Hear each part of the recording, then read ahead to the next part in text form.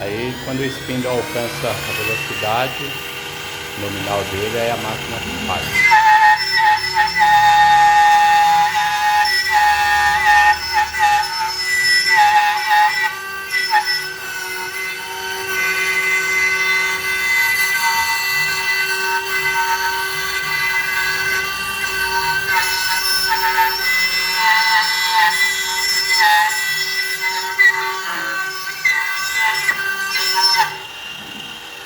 Aí rapidinho, a peça de 15 milímetros, rápida, né?